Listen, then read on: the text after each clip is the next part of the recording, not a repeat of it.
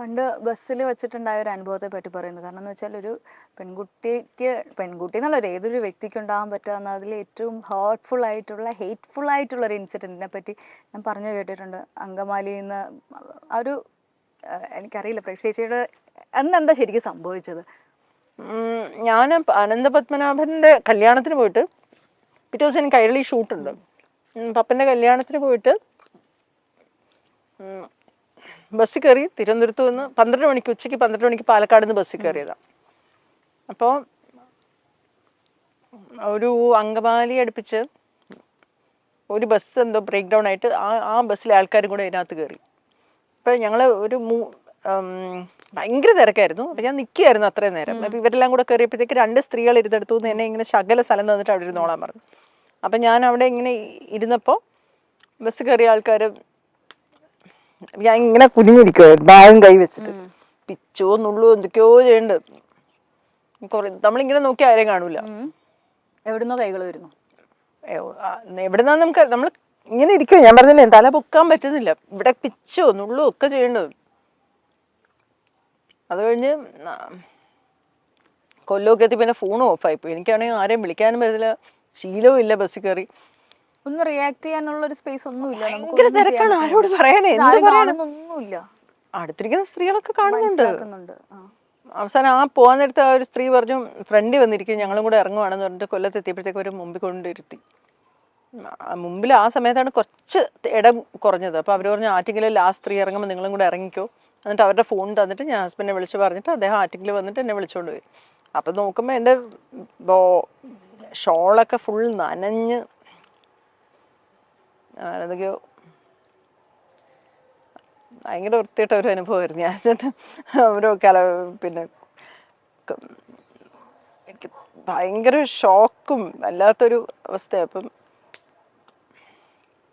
ഞാൻ ചെന്ന് ആ കണ്ടക്ടറോട് പറഞ്ഞിങ്ങനെ ആൾക്കാരിങ്ങനെ ഭയങ്കര മോശമായിട്ട് പെരുമാറി. നിങ്ങൾ ഈ ടെലിവിഷനിലൊക്കെ TV-യിലൊക്കെ വരുന്നവരൊക്കെ കൂടെ ഇതിനകത്ത് ചാടി വലിഞ്ഞ് കയറണം എന്തിന് ചോദിച്ചു. ആറ്റിങ്ങിൽ വന്നിട്ട് ഇറങ്ങിപ്പോയി. ഞാൻ വീട്ടിൽ ചെന്ന് ഉടുപ്പൊക്കെ എനിക്ക് ഇഷ്ടമുള്ളൊരു ചുരിദാറായിരുന്നു കത്തിച്ചളഞ്ഞ. ഈ ഒരു എന്താ പറയാ, നമ്മളിപ്പോ ചേച്ചി ഇപ്പൊ വളരെ ഇതായിട്ട് പറഞ്ഞുവെങ്കിലും ഇന്നത്തെ പറയും കുഞ്ഞ ഇപ്പൊ പറയും. ഇപ്പൊ എനിക്ക് ഇതൊക്കെ ഞാൻ അന്നും ഇങ്ങനെ ഇത്ര മനുഷ്യരൊക്കെ ഭയങ്കര നല്ലതാണ്, എല്ലാം ഭയങ്കര അടിപൊളിയാണെന്നൊക്കെ വിചാരിച്ചിരുന്ന ഒരു കാലഘട്ടത്തിലല്ലേ ഷോക്കൊക്കെ. ഇപ്പൊ നമ്മൾ എത്രയോ കാര്യങ്ങൾ ജീവിതത്തിൽ കണ്ടും കേട്ടും അങ്ങനെ ഷോക്ക് ഇല്ല ഇപ്പൊ ലൈഫിൽ. എനിക്ക് 53 വയസ്സായി. ഞാനിത് സംഭവിക്കുന്ന 30 വയസ്സിലാണ്. ഇപ്പം നമുക്ക് ജീവിതത്തെക്കുറിച്ചും മനുഷ്യരെക്കുറിച്ചും ഒക്കെ കുറേ കൂടെ വേറൊരു ധാരണയല്ലേ. എനിക്കിപ്പോൾ അങ്ങനെ ആരെയും കുറ്റപ്പെടുത്തണം എന്നോ ചൂണ്ടി അയ്യേന്ന് ഷെയിം ചെയ്യണം എന്നോ ഒന്നും എനിക്ക് ആഗ്രഹമില്ല. കാരണം മനുഷ്യരൊരു സാഹചര്യത്തിൻ്റെ വിക്റ്റിമാണ്. എല്ലാവരും ചെയ്യുന്നത് കൊണ്ടാണ് അവരും ചെയ്യുന്നത്. അത് കുറേ അങ്ങനെ ഇങ്ങനെ ഇരിക്കുമില്ല, അത് മാറിക്കോളും. സാധാരണക്കാർക്ക് പോലും മര്യാദയ്ക്ക് ബസ്സിലൊന്നും പോകാൻ പറ്റാത്ത അവസ്ഥയാണ്. ആ സമയത്ത് ഈ ആർട്ടിസ്റ്റുകളൊക്കെ എങ്ങനെയായിരിക്കും ബസ്സിൽ പോകുക എന്ന് ചിന്തിച്ചിട്ടുണ്ടോ? അല്ലെങ്കിൽ ഒരു പൊതുജനങ്ങൾ നിറഞ്ഞ ഒരു സ്ഥലത്ത്, ഇന്നാണെങ്കിൽ ലുലു മോളിലും അങ്ങനെയുള്ള മോളുകളിലും പൊതുസ്ഥലങ്ങളിലും എല്ലാം തന്നെ ആർട്ടിസ്റ്റുകൾ സജീവമായി ഇറങ്ങി നടക്കാറുണ്ട്. അവരോട് ചിലപ്പോൾ ഒന്നൊരു സെൽഫി ചോദിക്കും, അങ്ങനെയൊക്കെയാണ്. എന്നാൽ ഇതിനു മുൻപ്, വർഷങ്ങൾക്ക് മുൻപ് ഒരു ആർട്ടിസ്റ്റ് ഒരു പൊതുജന തിരക്കിലോ അല്ലെങ്കിൽ നടു റോഡിലോ നഗരമധ്യത്തിലോ ഒക്കെ വന്നാൽ അവർക്ക് ചുറ്റും ആളുകൂടും, അവരോട് ചിലപ്പോൾ മോശമായി പെരുമാറും, അവരെ അനുവാദമില്ലാതെ തൊടാനൊക്കെ ശ്രമിക്കും. അങ്ങനെയുള്ള പല നടന്മാരുൾപ്പെടെയുള്ളവർ അങ്ങനെയുള്ള കാര്യങ്ങളിൽ പ്രതികരിച്ച് രംഗത്ത് വന്നിട്ടുണ്ട്. മോളുകളിലും അല്ലെങ്കിൽ തിയേറ്ററുകളിലും ഒക്കെ പോകുമ്പോൾ തങ്ങളുടെ അനുവാദമില്ലാതെ തങ്ങളുടെ ശരീരത്തിൽ തൊടുകയും ഫോട്ടോ എടുക്കുകയും ഒക്കെ ചെയ്യുന്ന ജനങ്ങളെ പറ്റി അല്ലെങ്കിൽ ചില ആളുകളെ പറ്റി പലരും തുറന്നു പറഞ്ഞ് രംഗത്തെത്തിയിട്ടുണ്ട്. സാധാരണ ഒരുവിധം എല്ലാ പെൺകുട്ടികൾക്കും ബസ്സിൽ യാത്ര ചെയ്യുന്നവർക്ക് മോശം അനുഭവങ്ങൾ നിരവധി ഉണ്ടാകാറുണ്ട്. അതെല്ലാം ഒരു ട്രോമയായിട്ട് ചിലപ്പോഴേക്ക് മാറാറുമുണ്ട്. തനിക്കുണ്ടായ അത്തരത്തിലെ ഒരു വലിയ ട്രോമ, ഒരു അനുഭവത്തെ പറ്റി മാലാപാർവതി തുറന്നു പറഞ്ഞിരിക്കുകയാണ്. നമ്മുടെ ഈ സിസ്റ്റമാണ് മാറേണ്ടത് എന്നാണ് മാലാപാർവതി പറയുന്നത്.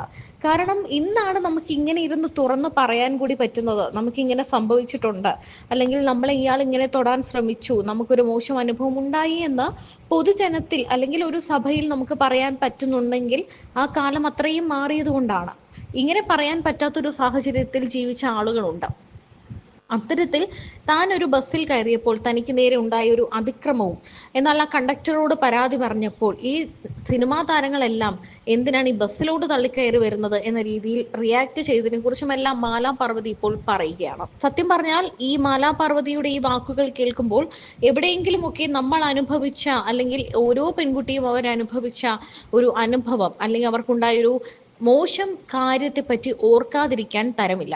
സ്പെൻസർ ജംഗ്ഷൻ്റെ അവിടെ നിന്ന് ഗാന്ധി പാർക്ക് വരെയും അവിടെ നിന്ന് തമ്പാനൂർ വരെയാണ് നടന്നത്.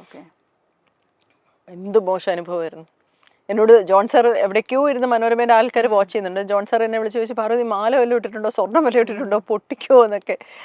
ഞാൻ സ്വർണ്ണമില്ല. ആൾക്കാരിങ്ങനെ സത്യം പറഞ്ഞാൽ ഗാന്ധി പാർക്കിൽ വെച്ച് എന്തോ ഒന്ന് സംഭവിക്കുക, അത്രയ്ക്ക് ഞാൻ ഭയന്ന് നിന്നപ്പോൾ പിന്നെ ന്യൂസ് ഇപ്പോഴത്തെ ജനറേഷനിൽ പല ആൾക്കാർക്കും അറിയണ്ടാവില്ല. ഞാൻ വായിച്ചിട്ടുണ്ട്, കാരണം ഞാൻ ട്രിവാൻഡ്രത്ത് തന്നെ ഉള്ള ഒരാളായിരുന്നു ആ സമയത്ത്. ചേച്ചിനെ പറ്റി അറിയുന്ന ഒരു വ്യക്തിയായിരുന്നു. അപ്പോൾ എനിക്ക് വായിച്ച ഓർമ്മയുണ്ട്, ഈ ന്യൂസിനെ പറ്റി നല്ല ധാരണയുണ്ട്. പക്ഷെ എന്തായിരുന്നു അന്ന് സംഭവിച്ചത് റോഡിൽ ഇറങ്ങി നടന്നപ്പോൾ? അല്ല, ആക്ച്വലി ഇങ്ങനെ റോഡിൽ നടക്കാനുള്ളൊരു സാഹചര്യം പറയാം. ഞാനന്ന് ഈ PR ചെയ്യുന്നെന്ന് ഞാൻ പറഞ്ഞല്ലോ. അപ്പം ഞാനിത് വാർത്തയുമായിട്ട് മനോരമയിൽ ചെന്നപ്പോഴത്തേക്ക് എൻ്റെ അടുത്ത് ജോൺ സാർ ഉണ്ടായിരുന്നു, P. കിഷോർ ഉണ്ടായിരുന്നു, അന്ന് ബിസിനസ് കൺസൾട്ടൻറ്റ്. ഇവർ രണ്ടൊരു മീറ്റിംഗിലായിരുന്നു. അപ്പോൾ ഇത് വാർത്തയൊന്നും അവിടെ വെച്ച് ഞാൻ പറഞ്ഞു, ഞാനിവിടെ വെച്ചിട്ട് ഞാൻ പോവാന്ന്, കമ്പനിയിൽ നിന്നുള്ള ന്യൂസ് അത് കൊടുക്കാൻ വേണ്ടി വന്നതാണ്. അപ്പം ഞാൻ പറഞ്ഞു ഞാൻ പോവാ, എനിക്ക് ഓട്ടോ വെയിറ്റ് ചെയ്ത്. 2 മിനിറ്റ് നിൽക്കേ. ഞാൻ പറഞ്ഞു ഇല്ല എനിക്ക് പോകണം, ഓട്ടോ വെയിറ്റ് ചെയ്യും. ഓട്ടോ പോയാൽ എന്താ? ഞാൻ പറഞ്ഞു അയ്യോ രാത്രി തമ്പാനൂർ വഴിയൊക്കെ ഇറങ്ങി നടന്നാലേ നല്ല ചേരായിരിക്കും, ഞാൻ പോട്ടെ, വിളിച്ചോളാം എന്ന് പറഞ്ഞിട്ട് ഞാൻ പോയി. അപ്പോൾ അവരെന്നെ വിളിച്ച് ചോദിച്ചു എന്തു പറഞ്ഞു 2 മിനിറ്റ് നിൽക്കാൻ പറ്റില്ല. അപ്പം പിറ്റേ ദിവസം ഞാൻ ഈ വാർത്തയുടെ ഫോളോ അപ്പിന് ചെന്നപ്പോഴത്തേക്ക് സാർ 2 മിനിറ്റ് നിൽക്കാൻ പറ്റില്ല, ഞാൻ അപ്പം തന്നെ ഇറങ്ങി വന്നില്ല, എന്തിനാ പോയി? ഞാൻ പറഞ്ഞു സാർ അത് ഇങ്ങനെ രാത്രി പോയാൽ എന്തോ സംഭവിക്കും? ഞാൻ പറഞ്ഞു സാർ ഭയങ്കര മോശമായുള്ള ചീത്ത സ്ത്രീകളായിട്ടാണ് നമ്മളെ ട്രീറ്റ് ചെയ്യുന്നതെന്ന്. അപ്പോൾ പറഞ്ഞു എന്നാൽ ഒരു ലെറ്റർ എഡിറ്ററിന് ഒരു കത്തെഴുത്താൽ. ഞാൻ പറഞ്ഞു സാർ എഴുതിക്കോ എന്ന് പറഞ്ഞു, ഞാൻ പറഞ്ഞായിട്ട് എഴുതിക്കോ എന്ന് പറഞ്ഞു. അപ്പം ഇങ്ങനെ അഭിസാരികളെ പോലെയാണ് സാധാരണ റോഡിൽ ഇറങ്ങി നടക്കുന്ന സ്ത്രീകളെ ട്രീറ്റ് ചെയ്യുന്നതെന്ന് ഒരു കത്ത് എഴുതിയതുപോലെ അവർ തന്നെ എഴുതി. അത് കഴിഞ്ഞ് അവർ എന്നെ വിളിച്ചു. എന്നിട്ട് പറഞ്ഞു ഞങ്ങൾ ഇങ്ങനെ പോലീസുമായിട്ട് ഡിസ്കസ് ചെയ്തു. അപ്പോൾ ഒരു ഷാഡോ പോലീസിങ് തുടങ്ങാൻ അവർ വില്ലിങ് ആണ്, പക്ഷെ നമ്മളിത് പ്രൂവ് ചെയ്യുകയാണെങ്കിൽ പാർവതിക്ക് എന്ത് ചെയ്യാൻ പറ്റും? ഞാൻ അന്നേ പറഞ്ഞു ഞാൻ പ്രൂവ് ചെയ്ത് തരാമെന്ന് പറഞ്ഞു. അപ്പോൾ പാർവതി അന്ന് പറഞ്ഞല്ലോ പ്രൂവ് ചെയ്യാൻ താല്പര്യമുണ്ടോയെന്ന്. ഞാൻ പറഞ്ഞു എന്താ ഞാൻ ചെയ്യേണ്ടത്? സാറ് ഞങ്ങളൊരു ലൊക്കേഷൻ തരാം, നിങ്ങൾ അതുവഴി നടക്ക്, അപ്പം ഞങ്ങൾ നിങ്ങളെ ഒബ്സർവ് ചെയ്യും, എന്തെങ്കിലും പ്രോബ്ലം ഉണ്ടെന്നുണ്ടെങ്കിൽ പിന്നെ നമുക്കത് വാർത്തയാക്കണം. അപ്പം ഞാൻ പറഞ്ഞു ശരി, പക്ഷേ 2 കണ്ടീഷൻ. ഒന്ന്, ഈ നമ്മളോട് മോശമായിട്ട് പെരുമാറുന്നവരുടെ പടം ഇടരുത്. കാരണം അവരെ ഹേർട്ട് ചെയ്യാനോ അവരെ അറസ്റ്റ് ചെയ്യിപ്പിക്കാനോ അല്ല എൻ്റെ ഉദ്ദേശം. ഇങ്ങനൊരു പ്രോബ്ലം ഉണ്ടെന്ന് മാത്രമേ പ്രൂവ് ചെയ്യാവൂ. ഇനി അഥവാ ഇങ്ങനെ ഒന്നും നടന്നില്ലെങ്കിൽ അതും നമുക്ക് പറയണം.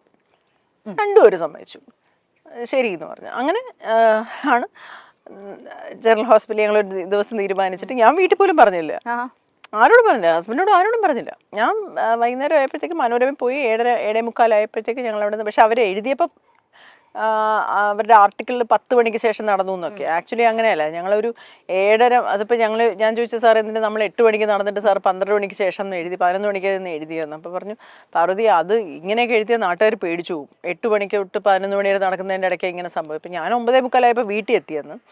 7 to 9:30 ഞങ്ങൾ നടന്നത്. അപ്പോൾ ആൾക്കാർ അപ്പം തൊട്ടേ നമ്മൾ ഫോളോ ചെയ്യുന്നുണ്ട്, അടുത്തൂടെ വന്ന് കമൻറ്റ് പറയുന്നുണ്ട്, വരുന്നോന്ന് ചോദിക്കുന്നുണ്ട്, അങ്ങനെ പല കാര്യങ്ങളും സംഭവിച്ചു. ഗാന്ധി പാർക്കിൽ വെച്ച് കുറേ ആൾക്കാർ ഇങ്ങനെ ട്രാക്ക് ചെയ്ത് ബൈക്കിലൊക്കെ ഇങ്ങനെ വരാൻ തുടങ്ങിയപ്പോഴത്തേക്കും എൻ്റെ വീട്ടിൽ പെയിൻ്റ് അടിക്കുന്ന പാപ്പച്ചൻ്റെ മോനുണ്ട്, വണ്ടി ബസ്സിൽ നിന്ന് ചാടി ഇറങ്ങി, എന്തോ ഇവിടെ നിൽക്കുന്നത്, ഈ നേരത്തെ ഇവിടെ നിന്നൂടാ, ബാ ഞാൻ വീട്ടിൽ കൊണ്ടാക്കാന്നൊക്കെ പറഞ്ഞ് പുള്ളി ചാടി ഇറങ്ങി. പറയാനും വയ്യ.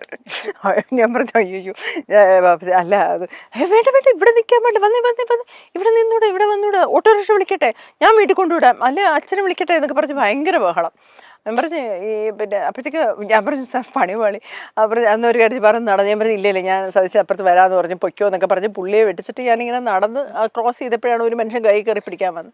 അപ്പോഴത്തേക്ക് എവിടെന്നോ ദൈവദൂതനെ പോലെ ജയചന്ദ്രൻ ചേട്ടനില്ലേ, താടി ഫോട്ടോഗ്രാഫർ, ജയചന്ദ്രൻ ചേട്ടൻ ചാടി വന്നിട്ട് പറഞ്ഞു മതി ഇവിടുത്തെ പരീക്ഷണമൊക്കെ പാർവതി വീട്ടിൽ കൊണ്ടാക്കുക എന്നൊക്കെ പറഞ്ഞ് ചേട്ടൻ ഭയങ്കരമായിട്ട് ചൂടായി.